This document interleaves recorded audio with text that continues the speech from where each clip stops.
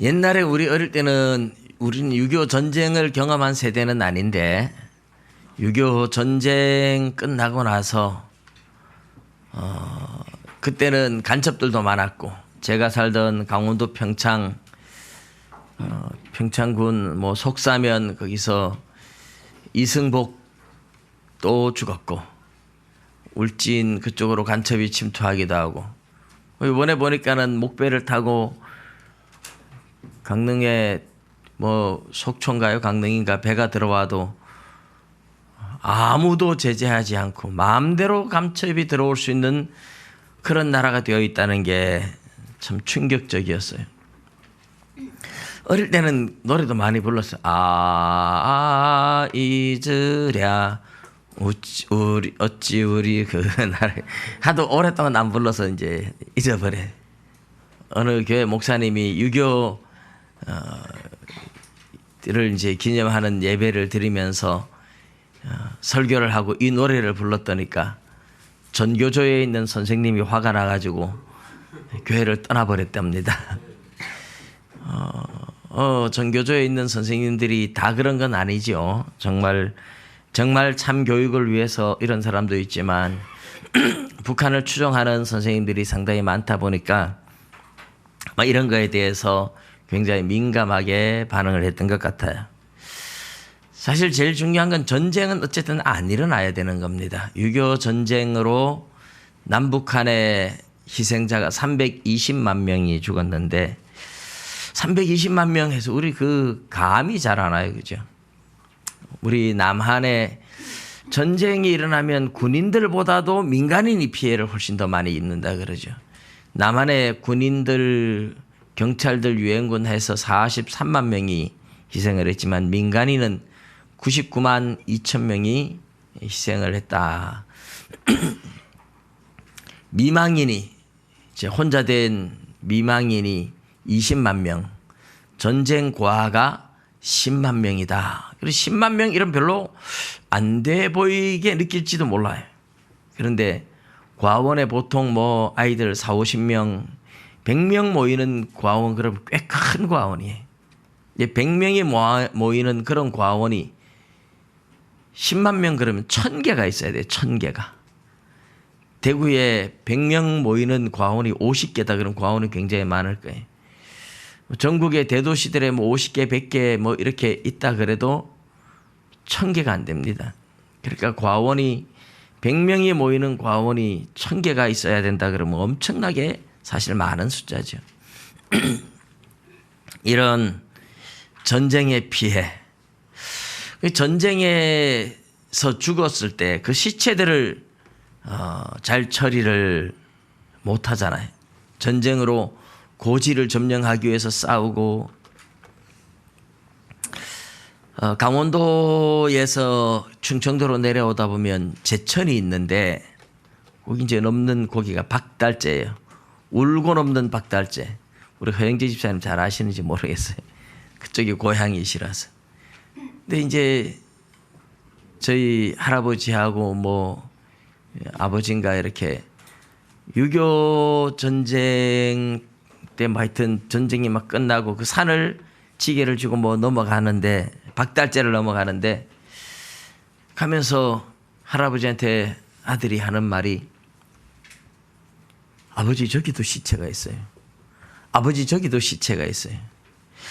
제가 어머니한테 들었는지 할머니한테 들었는지 지금 기억이 잘 안 나는데 우리 집안 얘기입니다.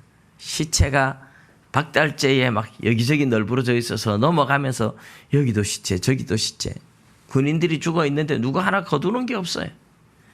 그렇게 죽어간 사람들이 얼마나 많은지. 요즘도 우리 여기 그 칠곡봉가요? 우리 등불 전도 회원들은 같이 갔다 왔는데 전쟁 기념관인가 그 칠곡에 굉장히 크게 만들어 놨잖아요.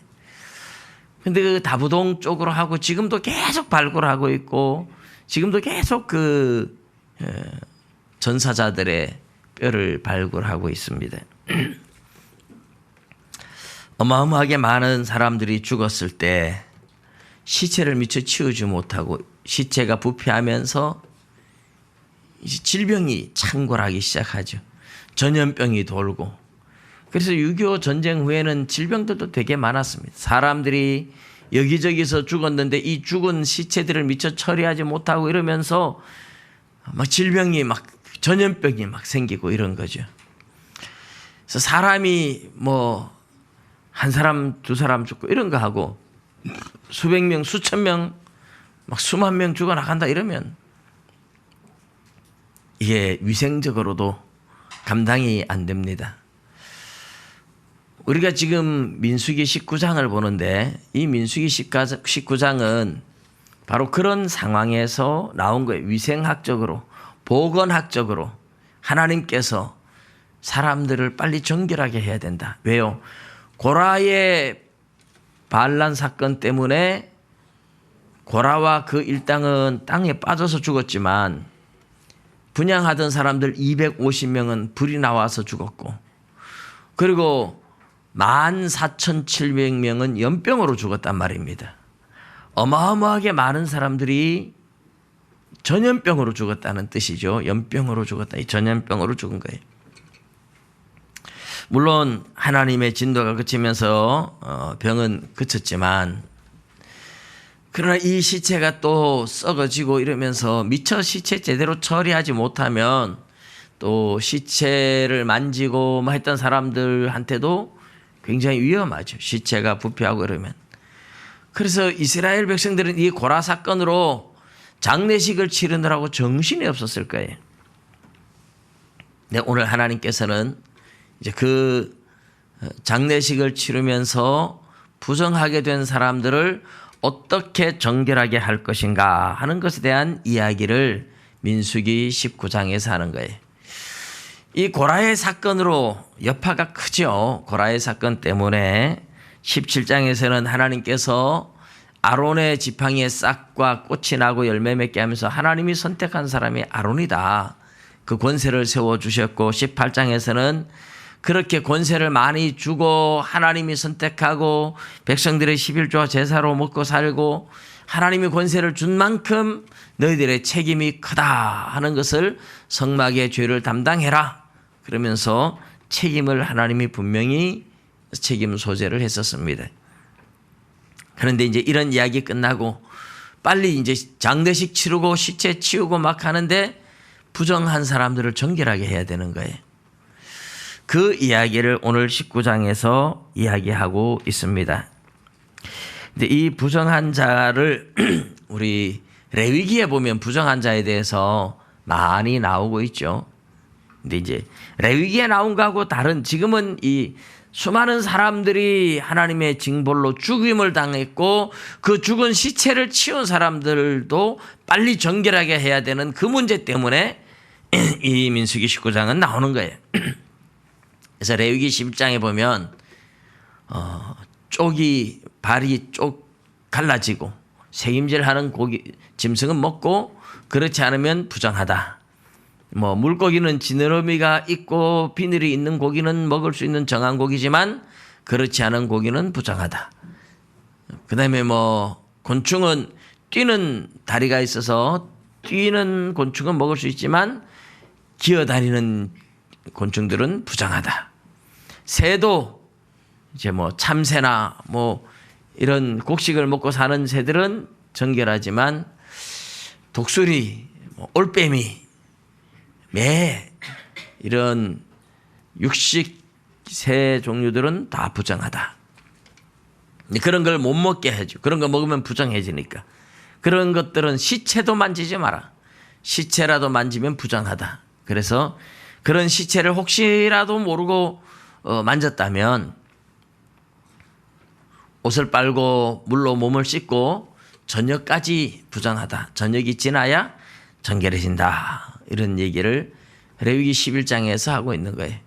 12장에 보면 이제 산모에 대해서 아이를 낳으면, 남자아이를 낳으면 40일이 지나야 정결해지고 여자아이를 낳으면 80일이 지나야 정결해진다. 하나님 앞에 나가서 속죄제를 드릴 수 있고, 13장과 14장은 이제 나병 환자에 대해서, 나병은 이제 전염성이 강한 모든 피부병을 통칭해서 이르는 말입니다.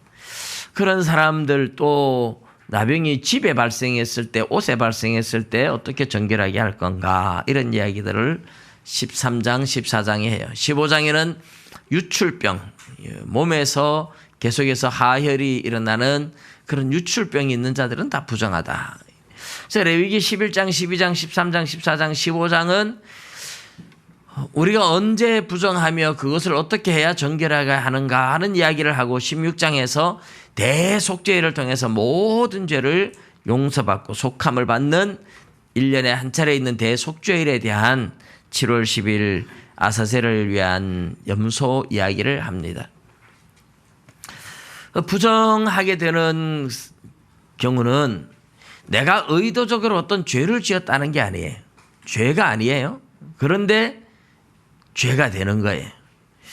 내가 의도적으로 뭔가 나쁜 짓을 하거나 죄를 지은 것이 아닌데도 가만히 있으면 부정하니까 정결하게 해야 돼요. 예를 들어서 내가 가다가 아이고 힘들다, 다리가 아프다 해서 그냥 가가지고 바위를 보고 주저앉아 있었는데 세상에 일어나 보니까 바위에 지렁이 시체가 하나 있는데 내가 깔고 앉았다. 이러면 옷을 빨고 물로 몸을 씻고 정결하게 해야 됩니다. 저녁까지 부정한 겁니다. 그래서 그거 죄입니까? 애기 낳는 게 죄입니까? 부정하게 병 걸린 게 죄입니까? 내가 일부러 걸리고 싶어서 걸린 사람은 어디고 있어요. 그러니까 이제 이런 것들이 내가 의도적으로 지은 죄나 죄는 아닌데 하나님 볼 때는 부정하다. 이게 위생학적인 의미도 있지만 하나님은 영적인 의미를 부여하고 있습니다. 그런 것들을 정결하게 하는 방법, 부정해서 정결하게 하는 방법들이 다양하긴 합니다만은 가장 기본적으로는 물로 몸을 씻고 저녁까지 있어야 정결해지는 것이 있고, 또 어떤 것은 옷을 빨고 물로 몸을 씻고 7일을 지나야 정결해지는 것이 있어요. 속죄제를 드리고. 근데 오늘 본문에 나오는 또 정결하게 하는 방법은 그런 것과 전혀 다른 방법을 하나님이 하나 제시하고 있습니다. 하나님께서 제시하신 것이 뭐냐 하면 흠이 없고 아직 멍에 매지 아니한 붉은 암송아지를 너에게 끌어오게 하고.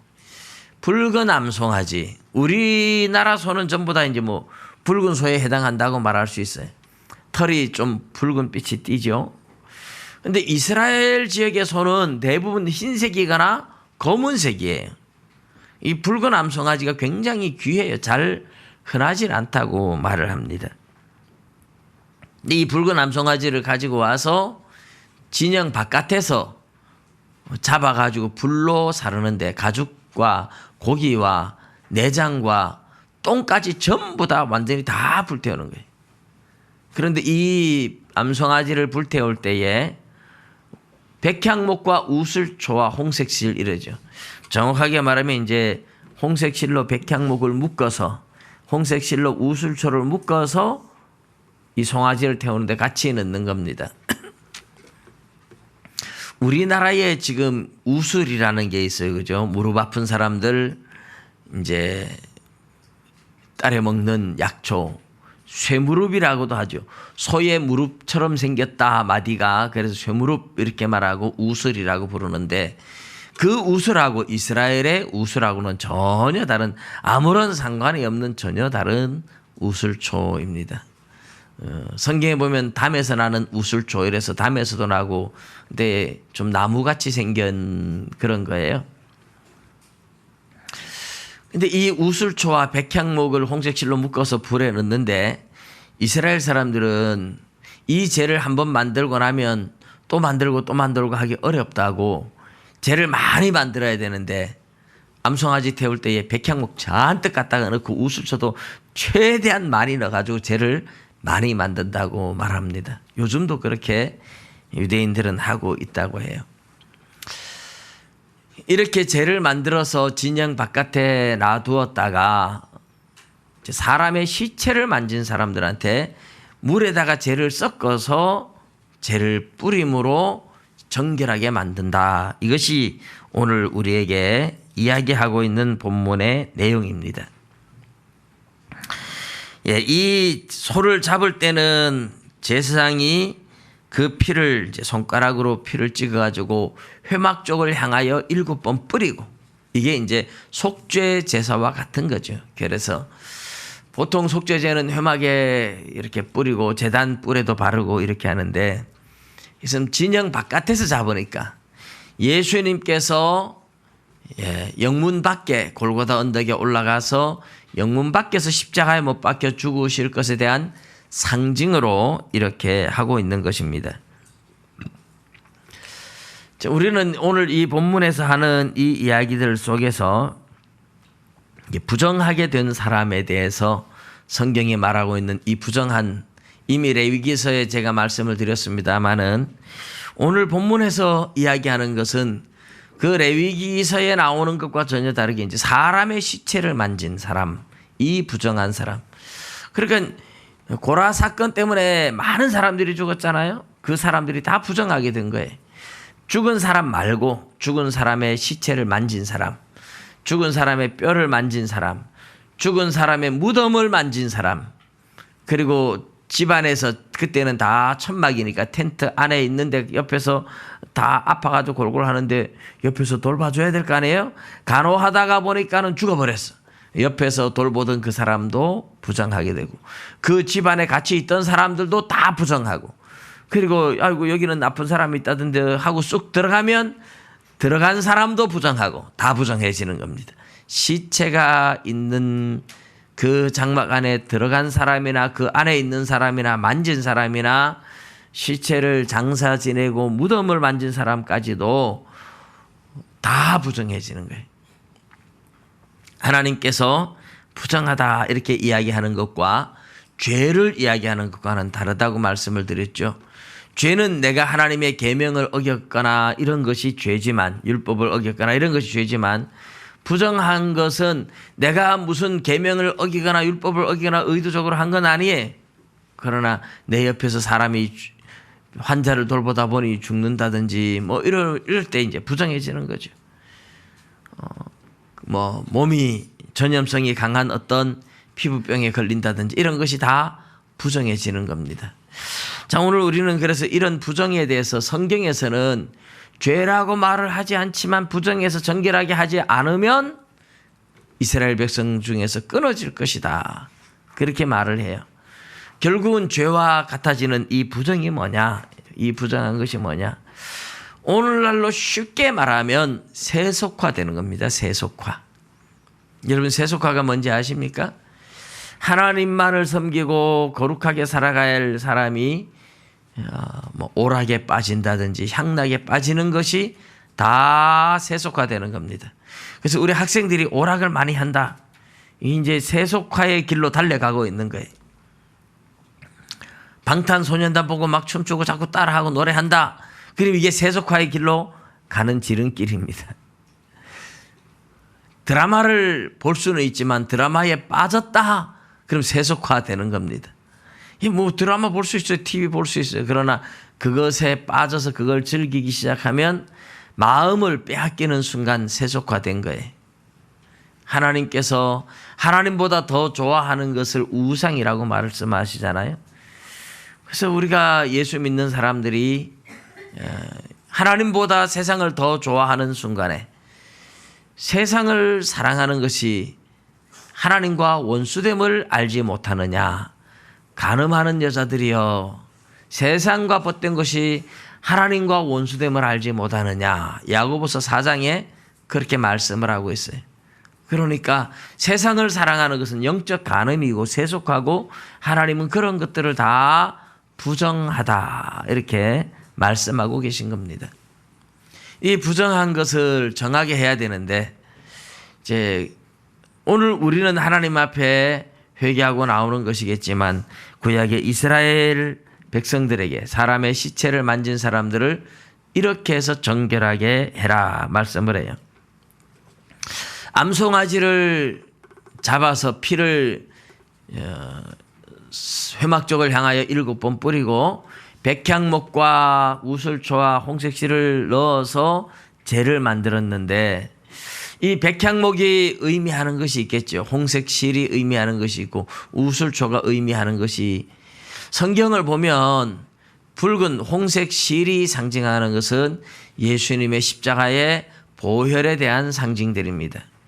그리고 우슬초는, 이 우슬초는 부정한 사람을 정결하게 할 때 피를 찍어서 뿌릴 때 우슬초가 사용됐는데, 여기는 이제 암송아지의 젤을 물에 타서 섞어서 우슬초를 발라서 또 뿌리게 되어 있습니다.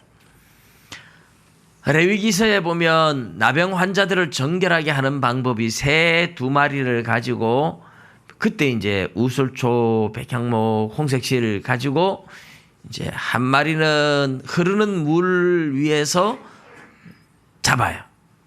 그릇을 갖다가 그 그릇 위에서 이제 흐르는 물에 가가지고 그 그릇 위에서 이제 새를 잡아요. 살아있는 새를 거기서 잡아가지고 그 피를 이제 우슬초로 찍어서 나병 환자가 나았을 때 뿌려서 정결하게 하는 거죠. 그리고 새 한 마리는 그냥 자유를 주는 겁니다. 날려보내는 겁니다. 이제 이 질병으로부터, 죄로부터, 부정으로부터 자유했다, 이런 상징이 되겠죠. 그런데 이 우슬초가 사람을 정결하게 할 때마다 뿌리는, 오늘 여기에 나오는 이 부정하게 된 사람들도 결국은 우슬초를 갖다가 그 물을 찍어서 뿌리는 겁니다. 3일째, 7일째 그렇게 뿌려서 정결하게 만든다. 그러니까 시편 51편에 보면 다윗이 우리아의 아내 밧세바를 범하고 난 후에 회개하면서 지은 시에 보면 뭐라고 합니까? 우슬초로 나를 정결케 하소서, 이래요. 우슬초는 사람을 정결하게 한다는 상징을 가지고 있어요. 백향목은 어떤 영원성에 대한 상징을 가지고 있다고 합니다.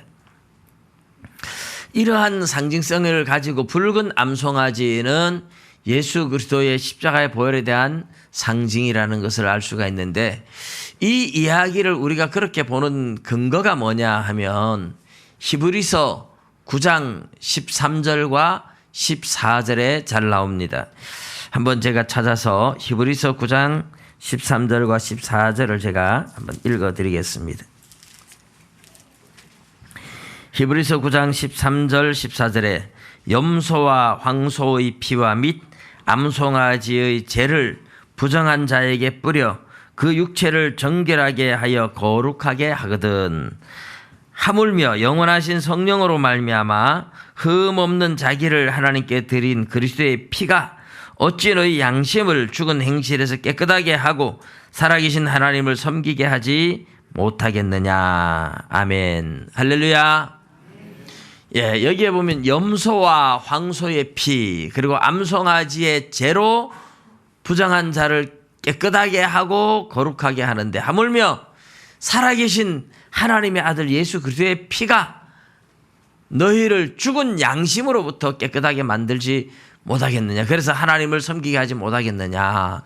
그래서 예수님의 피와 염소와 황소의 피, 암송아지의 죄를 서로 대비시키고 있는 거예요.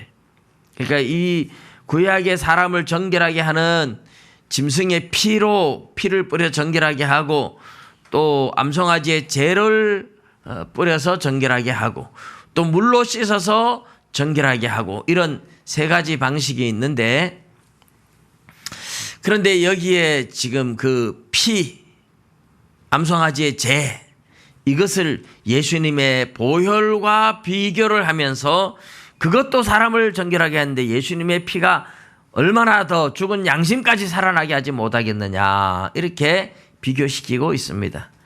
결국은 여러분, 이것은 구약에 나오는 암송아지의, 붉은 암송아지의 제, 염소와 황소의 피, 전부 다 예수님의 십자가의 보혈에 대한 상징이다, 이렇게 볼 수가 있습니다.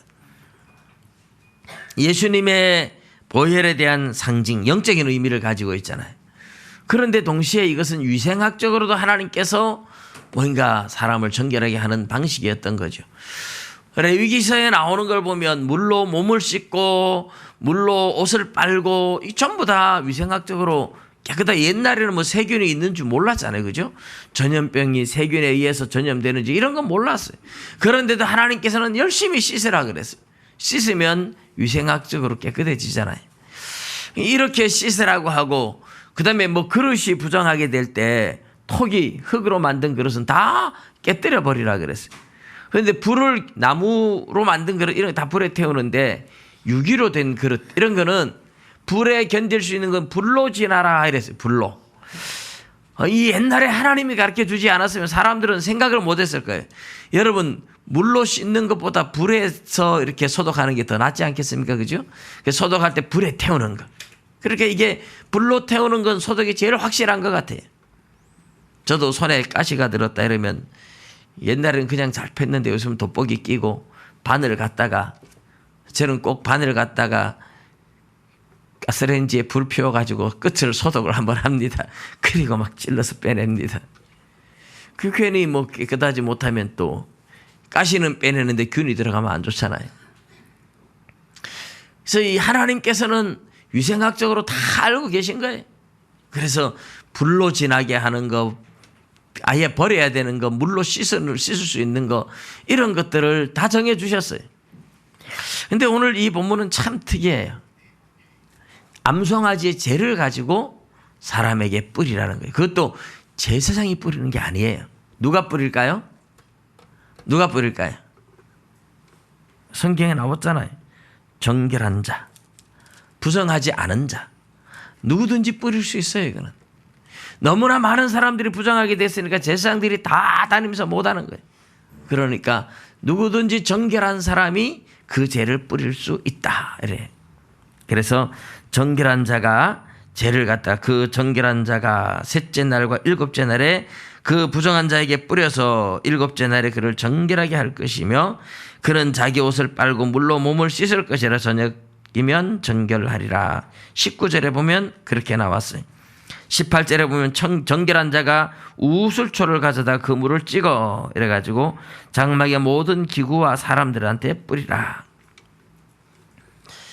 그래서 여러분 실제로 붉은 암송아지의 재와 뭐 백향목, 우슬초, 홍색실 태운 그 재를 갖다 뿌리면 위생학적으로 괜찮아질까요? 그건 잘 모르겠어요. 근데 우리 뭐 이제 재 뿌린다 이런 말이 있잖아요. 막 밥 먹는 데 갖다 재 확 뿌려버리면 못 먹는 거잖아요. 옛날에. 뭐 일 다 망쳐놓으면 재 뿌렸다 이런 말을 하는 거예요. 근데 이 다 태운 재, 이 재는 저는 이제 뭐 제가 이런 어떤 보건학을 전문한 사람이 아니니까 잘 모르겠지만 박테리아나 균들이 재에서는 잘 못 사는 것 같아요. 어떤 분이 이야기하기를 불이 나가지고 싹 탔는데 곡식이 안 된대요. 곡식이 되는데 뭐 박테리아 같은 게 땅 속에서 있어야 되는데 불로 태우는 바람에 거기에 박테리아들이 다 죽어서 그 다음에는 곡식이 안 되더라. 근데 고사리는 잘 나는 것 같아요. 불 태우면 고사리는 잘 나잖아요. 다른 풀들은 당분간 잘 못 살아요. 그러니까 이 재 성분 자체도 아마 균이 번식하지 못하게 하는 어떤 위생학적인 어떤 근거도 있지 않을까. 그건 제가 그런 생각이 들어요. 그러나 이거는 뭐 검증된 건 아닙니다. 근데 하나님께서는 재를 뿌려서 3일째, 7일째 재를 뿌리래. 그리고 진짜 이제 마지막 7일째는 옷을 물로 빨고 몸을 물로 씻고 그래서 진짜 정결하게 된다. 이렇게 말씀을 하고 있습니다. 그래서 우리 이 암송아지의 재를 가지고 뿌려서 정결하게 하는 것과 물로 씻는 것이 결국은 따지고 보면 예수 그리스도의 십자가의 보혈로 우리가 정결하게 된다 하는 그런 의미를 가지고 있는데 왜 하필이면 재일까? 이런 생각이 참 많이 들어요. 왜 하나님이 재를 뿌리라고 했을까? 여러분 그 승려들이 입는 옷이 무슨 색깔이죠? 예, 회색이지만 옛날에 잿빛이라 그래요. 회색을 잿빛이라 그래요. 이 잿빛 회색은 사람의 욕망을 다 죽이는 색깔이라고 이렇게 말을 합니다. 욕망을 죽이는 색깔. 뭐 그래도 욕망은 많습니다만은 이런 재 자체가 모든 욕망을 다 끊어버린다는 상징을 가지고 있다고 봅니다. 그래서 부정하게 된 사람을 정결하게 하는 여기에 제가 부정한 것을 오늘날로 빗대면 뭐라 그랬어요? 세속화되는 것. 이 세속화는 결국은 인간의 욕망, 인간의 야망을 의미하거든요. 인간의 욕망과 야망을 다 잠재우는 잿빛을 갖다 뿌린다. 이런 의미가 있어 보이죠. 하나님께서는 이 잿물을 뿌려서 그 다음에 마지막 7째 날에는 옷과 몸을 물로 깨끗이 씻고 빨고 그리고 나서 정결해진다. 이렇게 해서 시체를 만진 수많은 사람들이 죽는 바람에 많은 사람들이 부정하게 되는데 하나님께서는 이런 사람들을 정결하게 하는 의식을 정해 주셨어요. 그리고 이런 사람들이 정결하게 되는 게 그 성전에 와서 제사를 다 드린다면 감당이 안 돼요. 너무 많은 사람들이 오니까 감당이 안 되잖아요. 그러니까 하나님께서 암송아지의 죄를 갖다가 정결한 사람이 뿌려가지고 정결하게 하고 마지막에 물로 몸을 씻게 만들어서 이 하나님께서는 굉장히 합리적이에요. 굉장히 합리적으로 한꺼번에 많은 사람이 죽어서 너무 많은 사람들이 부정한데 이거 제사 드리러 여러분 한 사람이 죽었는데 그 집에 부정한 사람은 10명이 될 수도 있어요. 왜? 장례 지르고 그 집에 있다가 사람들이 다 죽는 거 봤으면 10명이면 가족이 10명이면 10명 다 부정한 거예요. 그러면 10,000명이 죽어도 10명이 부정하면 10만 명이 부정해지는 거예요. 그러니까 너무너무 많은 사람들을 한꺼번에 정결하게 하는 게 어렵잖아요. 하나님께서는 암송아지의 죄를 가지고 뿌리고 그것도 가족들이나 이웃에서 정결한 사람이 누구든지 할 수 있도록 그렇게 해서 굉장히 우리 하나님은 합리적이신 분이에요. 그리고 나서 옷을 빨고 물로 몸을 씻고 그렇게 정결하게 하도록 하셨다. 이제 물로 몸을 씻고 빨고 하는 것들은 위생학적으로도 사실 맞는 거죠. 정결하게 하는. 그렇지만 이 암송아지의 죄를 뿌리는 것은 우리가 영적인 의미를 생각해야 돼. 예수 그리스도의 십자가의 보혈에 대한 상징을 가지고 있다는 겁니다. 더 나아가서 우리가 생각해 볼 수 있는 것은 죄를 갖다가 뿌린다는 그 자체에서 우리 인간의 어떤 욕망이나 야망이 다 죽었다는 상징성을 띠고 있다. 그렇게 또 생각해 볼 수도 있다. 오늘 우리는 이 19장에 하나님께서 시체를 만진 사람들을 정결하게 하는 이런 방법을 정해 주셨는데 결국은 이것은 오늘 우리가 어떻게 정결하게 살아갈 것이냐 하는 겁니다. 예수 그리스도를 믿는 하나님의 백성들이 거룩하게 우리를 성도라고 부른다는 말 자체가 거룩한 무리라는 뜻이에요. 거룩한 무리. 구별된 사람들, 하나님의 것으로 구별된 사람들입니다. 근데 하나님의 것답게 살아가고 있습니까? 세상 사람들하고 똑같이 어울려서 세속화된 삶을 살아간다면 그 사람의 몸과 마음이 부정한 거예요. 여러분, 이 부정한 사람을 하나님이 안 받으시거든요. 부정한 사람을 하나님이 안 받으시면 어떻게 되느냐 하면 하나님 앞에 나와서 예배를 드려도 은혜를 못 받게 돼 있어요. 은혜가 안 들어와요. 말씀이 귀에 들어올 수 없어요. 하나님이 안 받으시니까 우리의 몸과 마음이 부정한 사람이 되어 있다. 우리 몸과 마음이 세속화되어 있다. 하나님의 말씀이 안 들어옵니다. 은혜가 안 들어와요. 우리가 은혜를 받는 방법은 그래서 교회에 일찍 나와서 하나님 앞에 세속화되었던 우리의 생각들을 회개하면서 우리의 생각을 하나님 앞에 회개해서 정결하게 하고 찬송 드리고 하면서 마음을 열고 준비하는 거예요. 그래서 예배에 일찍 와서 준비하는 것이 얼마나 중요한지 모릅니다. 그렇지 않으면 우리의 생각이 부정하고 세속화되어 있으면 우리의 마음이 부정하면 하나님의 은혜가 들어올 자리가 없어요. 하나님이 우리를 안 받으시기 때문에 말씀이 그 귀에 들어갈 수가 없어요. 오늘 저와 여러분이 하나님 앞에 은혜를 받고 하나님과 살아있는 영적 교제를 누리며 사는 것이 그것이 신앙입니다. 여러분, 우리 종교라는 말 자체가 릴리진이라는 종교라는 말 자체가 라틴어 렐레게레에서 나왔는데 이 라틴어는 신과 인간이 끊임없이 살아있는 영적 교제를 계속 이루고 있다는 뜻이에요.